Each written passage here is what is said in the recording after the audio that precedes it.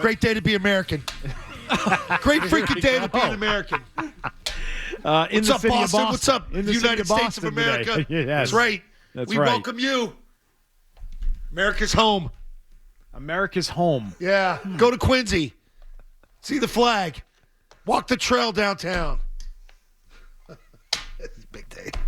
Big day for you. I see all the bar ads for a post-game party here. Like Big Night Live's throwing one. The greatest bar. They all got entry, $25, $50 get into this one. It's going to be a hell of a night, I guess, downtown. I think it will be. If you have the pleasure to go. I bet a lot of people are going to go just hang out and watch it in the bars. That'll be fun. That will be fun. All right. All right, big one tonight. Yeah. We'll talk about it. Mm-hmm. That's on the agenda today. We will get there. Of things we will get to. Things to do with the Bruins and how they feel about how Charlie McAvoy's injury was handled. We have that to get to today. And, of course, thoughts on the Four Nations happening tonight at TD Garden. Looks like Tee Higgins and Chris Godwin are trying to stay with their teams, though. I knew this was going to happen. I did. And I started with you're not going to get Tee Higgins because they're going to be able to find a way to keep him at some point. But then I started to think, okay, then let's go after Chris Godwin. Godwin's a good receiver. He's a good in-cut runner, post. He's played a lot of ball. I know he's coming off the injury, but he'll be fine. You know, and he's a competitor. I like Godwin. I liked Godwin when he was at Penn State. Loved him when he was coming out. He's been there forever. Just smart for them to try and keep him. It is. Like, these are two smart. I don't want to say they're two smart teams. But if you're Cincinnati and if you're Tampa and you're looking at, hey, we're going to lose a quality receiver here if free agency hits or if these guys bounce, we're going to have to replace them with someone. Look at the market. The market's terrible. It's a bad free agent class for receivers. So let's keep our guy. Let's know what we have. So both these teams, Cincinnati and Tampa, are going to work to secure these guys and keep them. So now it's on to, okay, who next? And I have no freaking clue. Is it really DK Metcalf? Now you got to go to trade? You know, because... Well, let me ask you this question. What's that? Which guy of the two has more of a chance to not be with his team for 2025? Tee Higgins. Thank you. Yeah. It's still Tee Higgins. It's still Tee Higgins. I'm not convinced Tee Higgins remains in Cincinnati. The Godwin one, that feels like a done deal. They're working to they already are going to change his deal so that they can keep it going, so that the deal doesn't void until the new league year on March 12th. Buys them more time. It's almost like Godwin got ahead of it instead of the team. It just feels like they're on the same page. Yes. Like he never had any intention of leaving. I'm rehabbing. He wants to stay there. They want him there. They're going to pay him. I love it here. I'm rehabbing here. I love the Tampa area here. I've been here since my whole career. I love playing with Mike. You like Baker Mayfield. Like you like the offense. You like a young coach. I get the world by the you-know-whats. I'm going to stay here. The Tee Higgins negotiation could still blow up. Oh, this thing could be very problematic. Yeah. So I would not totally rule that one out. But again, he's getting tagged according to reports. Well, I think a guy like Jamar Chase could F this up for him. Because Jamar Chase is sitting there looking at this. Okay, what are you going to pay this guy? Because I'm way better than him.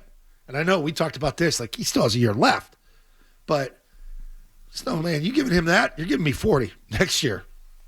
Like this, there are many things I think that could throw a wrench into the Higgins deal, way more than the Godwin deal. Well, Jamar Chase is in a situation that other receivers have been in with a year to go on the deal, and they say, well, I'm not playing. I want my deal now.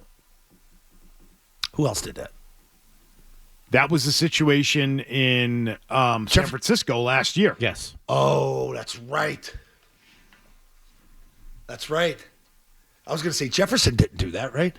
He didn't do that in Minnesota. Well, he got his deal. He got it, yeah. Early. He skipped the start of OTAs. Yep. Remember that? Yeah. That was last May. Jefferson was not going to off-season stuff because he said, I wants his new deal. And then he got his new deal a year early. Right. And so if Jamar Chase looks at the Ayuks of the world or looks at Justin Jefferson and he's got a year to go on his deal, I think you're onto something, Zoe. Forget next year. He's going to say, right now. Right. Okay. Right now you got pay this money me. to pay him. I'm the better receiver. I'm the guy that gets Joe out of trouble. Right. Like, we're the ones that work well together. Like, look at Joe and I. We're like peanut butter and jelly. And I heard Mark Schlereth last night. He was great on like the franchise tagging that. He goes, this is one way they really tear your locker room apart. Keep tagging guys. Because when you draft a guy and he's young and you develop him and he's part of your young core, the worst thing you can do is tag him. The best thing you can do is extend him to get deals done. Because that sends messages to your locker room. When you start tagging a guy, it ends poorly. Tell me a situation where a guy either got tagged or got tagged twice in a row, and boy, it really worked out for him and the team. I mean, look at the tags that happened here. Look at Adam Vinatieri, greatest kicker of all time. Walked. Look at Joe Tooney. You had him. You tagged him. You got rid of him the next year because you didn't want to pay him. Like, the tag is there for you to hang on to a guy for an extra year because eventually he's leaving. Because you've already put him in that stratosphere as a top 5 player at his position. Once you tag a guy, he's already up there, and you're not going to be able to afford him. And Schlereth was right, man. Everybody thought this thing was going to work out well. Now all of a sudden you tag Tee Higgins, and he said that the situation in Cincinnati, and Beetle, you've been on it too with ownership and how bad it is there, that they could royally F this thing up. And then it got me thinking about Chase. See, I got confused too. I thought Chase was up at some point here. And I didn't realize, until about, 3 weeks ago that he had another year left on his deal. But he's watching everything. He's smart. He's vocal. He's the most vocal guy in Cincinnati. I remember week 1 stuff before we were there going to play there. Is he going to play or isn't he going to play? He goes, well, we'll see. Money makes you feel better. All that type of stuff. And I'm like, here we go. Just going back over the last several years of guys that didn't sign an extension when they got tagged, almost all of them have then left a year later. Yeah. Yeah, they bolt a year later. They don't stay with the team. So last year, the only guy to not reach an extension was Tee Higgins, and he played on the tag. Yep, that's what Sharon Slurp all said. the other players either signed extensions with their team or were traded to another team. Jarius Sneed was traded after getting tagged. Brian Burns was tagged and then traded, which is still a possibility for Tee Higgins. You go back to 2023. Of the guys who did not reach extensions, Saquon Barkley got tagged. No extension. A year later, he signs with the Eagles. Josh Jacobs with the Raiders. Yep. Tagged. Didn't get an extension. A year later, he was in free agency, and he went to the Packers. Who's the pass rusher for Tony Pollard, yeah. Another running back. 3 running backs that year that got tagged. Pollard got tagged. Didn't sign an extension. Next offseason, out of there. Signed with the Titans. Who are you thinking of? Pass rusher for the Commanders 2 years ago. Then when they blew that thing up before their rebuild. Sweat? Was he When they tagged though? traded Maybe him he wasn't tagged. Are you talking about Brandon Scherf? No. I think he nailed it. Sweat. Went to Chicago, right? That's the only guy I can remember from Washington. That was a trade. My bad. Chase Young? Oh, Chase Young. Chase Young, San Francisco. Schler's point was, if you get tagged and you're a player and your family's living with you, call your realtor. Start packing. Because you're leaving. You ain't going to be there forever. That means the team's trying to squeeze one last drop of blood out of you, and then they're getting rid of you when you're going to be way, way overvalued. That's where that heads to. Shaq Barrett, I think, is the last guy who did not sign an extension once he was tagged, and then a year later did re-sign with the team. And that was, he got tagged in 2020. Weird year, obviously. Played out the year. Yeah. And then the following offseason did sign an extension. That's, I think, the last one. That was the year Tooney was tagged, right? So it's Shaq Barrett. Yeah. And if there's another one, I will keep checking. But I think he's the last guy. But that's where we're heading. It doesn't happen often. Of all the guys that get tagged, it's far more likely that once you're tagged once or you're tagged twice, you are out of there. You are not sticking around. You're not signing the extension. Most of the guys who get tagged even once don't stick around. So let me just say, I'm holding out a little bit of hope that the Tee Higgins situation doesn't work out in Cincinnati, that gets complicated, that it's easy to say the right things in the middle of February. Somebody gets and things offended are a all the lot time. messier by the middle of March. Yep. You get itchy. But if it's not Tee Higgins, and I don't believe it's Chris Godwin, what are the other names on the list that the Patriots should be looking at and should be considering? There are some good ones on there. Get ready for your really big name, but way at the end of the back nine type of Old receiver guys. room you could build. Old guys. You can get excited about Old the guys. names. Yeah. But can the old guys play together and have a little bit left in their tank? Come play with the young guy and make it look good for a year or two. Here's a name to throw at you. You say back nine. Let's discuss Davante Adams as a possibility. He's definitely on the back nine, so right? Yeah, but he's a mercenary, first of all. He shoots his way out and he gets paid. Diva. He gets total what? diva. I know that he's sort of a quiet guy. He's probably. not like, Yeah. one of the obnoxious divas, but wanted out of Green Bay, wanted out of the Raiders, went to the Jets because he wanted to be there with Aaron Rodgers. So get it. He's got a track record of wanting to get out of places. High-end production guy. No matter where he's been, post-Rodgers Green Bay, that's the numbers I look at. You look at the numbers with the Raiders, he puts up numbers. As bitchy as he is, it's not going well. Boy, that guy finds a way to get his 80 in. He gets to 80 and 1,000, no problem. 8 touchdowns, gets in the end zone. He is the best route runner of the remaining veteran receivers we're going to talk about here. The big names that are on the back nine. Is he on the back nine? Yes. Amari Cooper, he's on the back nine. Very, very good route runner. Adams is a better route runner. Having him in the receiver room for young guys, and say Polk is going to see, I think Polk's going to stick because he's a second-round guy, and they're going to say Josh fix him and find things that make it work for him. We overloaded him last year. Let's keep it simple for him. Let's give him 3 routes, let him run it, and let him learn under Davante Adams. That's the benefit of getting a guy like Adams in here is not only he's going to get open and have Drake May be very productive with him, but he's going to ease the tension in the room with all the other guys. See, I think Adams is the best of these type of guys that are on the board, if you think he's on the board, and if you think you have a shot at him. Report from a couple of days ago was that Davante Adams is intrigued by the West Coast. He was intrigued. He was intrigued by Vegas. By the West Coast. What are we talking about here, guys? There you go. Let's go, McCone. We're not talking about the relationship with Josh McDaniels at all. Is it good? I don't think so. No. Do you remember the receiver show where he's going off on Jimmy G and Josh McDaniels? So I've heard reports it's okay. Okay. And that Josh would make this work. Not Josh would make this work, but Josh being here would lure him here. Because he knows he's going to get the rock. That's the point. Do you have to love the coach? No. But can a coach put in a system that's going to benefit you and your production? Yes. They had more quarterback problems with the Raiders than it was with the rest of the team and Josh McDaniels in that. That's when guys like Crosby and them trying to take the coach hostage and get the ear of the owner, and that's when things went awry. Did it work for Josh out there? No, absolutely not. It didn't. But can he coach? Can he coach an offense? Yes. Well, he was coaching the offense there, so Davante Adams has a pretty good understanding of what it would be like. Yep. Here's Greg Bedard on that element. I know a lot of people say, him and Josh McDaniels in Vegas, he's smoking cigars. They got along really well. I'm telling you. Really? And, yeah.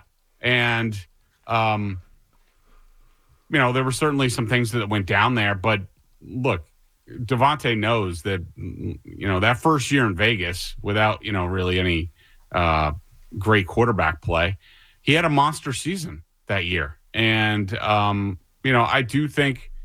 I think that McDaniels would be on board. I think that Adams would be okay with it. McDaniels on board. Adams okay with it. They had a really good relationship. Does that Adams? Answer your question? Oh, Davante. Davante Adams. Okay. The guy we're talking about. I was thinking there was another guy in the Patriots room named Adams. Who's that? Adams? Yeah.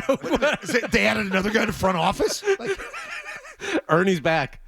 Ernie's back, baby. Does that make you feel better, Tim McCone? Yeah, that makes me feel better because as talented as he is, if he's coming in here and has a bad relationship and now you've got a receiver that kind of looks down at your offensive coordinator, that's not something I want to bring in with Drake May in year 2 trying to build off of that. I think that has the exact opposite effect of what you want to do with pairing him with a stud receiver. So if you're Davante Adams, would you rather go to the Chargers or would you rather go to the Patriots? Is there a $5 million difference or are you getting even money? No. Assuming the money is equal. Oh, he's going to Chargers. So what does that mean? That means you've got to overpay for the player in a pretty significant way to get him here, which is going to be the case with any receiver. Yeah, but to Greg's point, too, whatever you think of Greg, he's tied in with Josh.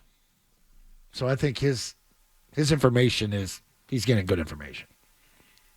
He doesn't just throw it out there. Oh, they get along fine. That means Greg talked to Josh. Yeah, we're good.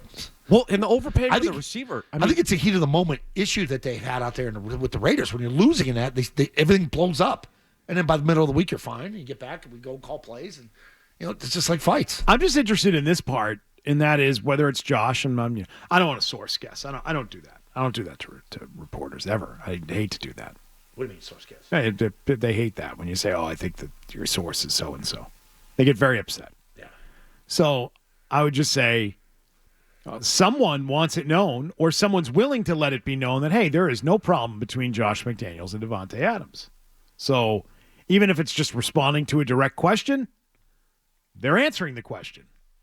If it's putting it out there because they want it out there, then they're putting it out there because they want it out there, that it's a good relationship. And I that gives me just a glimmer of hope of something could potentially happen, just in terms of the team picking up the phone and calling his agent and say, what would this take to get this done? I just think it's interesting if I'm him, and hey, I just played, I put all my eggs in one basket, and I loved Aaron. Aaron just wasn't the same. It's not the same Aaron that I had in Green Bay. It was wishful thinking. But damn it, that Patriots team, I look at them. I remember that coach. I played for him. He's pretty good. But, boy, that quarterback's good. And, man, they got a hell of a lot of cap space with that cap going up another $22 million. All right, so let me tell you this. His base salary last year and the year before. I'm sorry. I'm reading this incorrectly. His base salary was planned for this year and next to be $35.6 million. 35.6. I'd pay him 30. I don't think he's a $35, $36 million receiver, but you need to repair things within the league. You need to get people to want to come here. This is what we've talked about, right? Cupboard spare. You need to send a message. That'd be a message sent. Hey, Davante Adams freaking is coming here. You know what that would do? Be huge. Be huge. What's the Jets' dead cap on this, by the way? $8 million? Oof. And he goes where he wants to go. That's not bad. Are you kidding me? To get out of paying him $70 million over the next 2 years, they've only got $72 million. Like they've only got to eat $8 million once they do this. Hey, and like he goes where he wants to go. Like he shot his way out of Green Bay. I want to go play with Derek Carr again. I had him in college. I want to go reunite with him. He got to the Raiders. Oh crap! Aaron wants me with the Jets. Get me there. He's a diva. I don't think he's a bad diva. I don't think he's like Terrell Owens, where it's going to be so vocal and it's going to rip your locker room. So how much you're giving him? 30 a year? I'd give him 30 to 30. But my point is, for 2 years, I would look at it and I'd say I'd give you $60 million guaranteed for 2 years. You may have to go to 66 to get him here. You're going to guarantee all of it? No, but I mean, you got to go in with the thought of if it works well the first year, you're going to pay him the second year too. Oh, you're going to structure it in a way that you're not cutting him. Correct. Is what you're saying. Yes. You're going to get your money. You're going right. And you've got to make sure, like, if we're going to go get this guy, he's going to be here and make Drake better for 2 years. All right, I think you're in the right department. You know what I mean? Like 2 and 60 is going to get that. Well, this is where you need to get creative. If you're not getting Tee Higgins and Chris Godwin, and these type of guys are out of it, this is the next place you have to go. Yeah, you got to get creative. You're going to be talking about this guy, and if it's not here, you're going to be talking about Amari Cooper next. And we're going to go down the list. Keenan Allen, get ready for that name. Big receiver, played a lot in the league. Has he been hurt? Yes. But, man, these guys know how to play and run routes. And that is the best thing you can put in your wide receiver room for a young quarterback that needs help. You got to start somewhere. The big thing it will do is prove that Drake May is the guy you want to play with. Send a message to the league. That, to me, is the thing that I think you will get out of this beyond just having better help and talent and being a better offense. That's the obvious part. I think in addition to that, after a couple of years together, you might be proving that Drake May is a guy you want to play with. And you're also the Patriots offense is one you want to play in. You're going to go play for a real head coach, too. Mike Vrabel. We haven't even mentioned Vrabel. Half hour right now, we haven't even mentioned Vrabel. Look at Davante Adams' other head coaches, and that's no disrespect to Josh. Josh was there, but... It's sort of disrespect to Josh. No, but like, I don't even know who the bumpkin... Not that he doesn't deserve the disrespect. He does. He's been a terrible head coach. I don't know who the bumpkin was with the Jets at the end of the year. I don't even know his name. Like, it was Rodgers running the team. You know? Think about that. You know, former Giants linebacker, the interim head coach out there in Vegas. Like, he hasn't had good structure. The guys in, what's his name? LaFleur in Green Bay. Yeah. Tight pants. Coiffed hair. You got a tight pants guy. Yep. Now you got a football head coach. Now you got a grunt. I hate to bring this back up, by the way. Oh, man. what are you bringing up now? The Calvin Ridley stuff was such a miss last offseason. Oh, no. Keep bringing that up. I bring it up all the time. It's unbelievable. Oh, swing and a miss. Massive whiff on their part. Idiots. Got to free agency, and now you look at, Jordan Schultz yesterday is talking about how Jamar Chase is going to make $40 million a year as a receiver. Like, that contract. Oh, but 27 would break them, McCone. Oh, it would have broken the team. 25. The girlfriend. The wife. 25. You crybabies. You should have offered him a real contract. Well, then you should have offered him the most money. Then you could have come up with all your sorry-ass excuses that you came up with. Learn from your mistakes. Yeah. Let's see if they do. Let's see if Mike Vrabel's going to be the guy that helps them learn that is already changing things. Hey, if you like that clip, check out more videos from Zolak and Bertrand right here. For more Patriots analysis and opinion, hit this playlist. And for all the latest from the Sports Hub, download the app at 985thesportshub.com.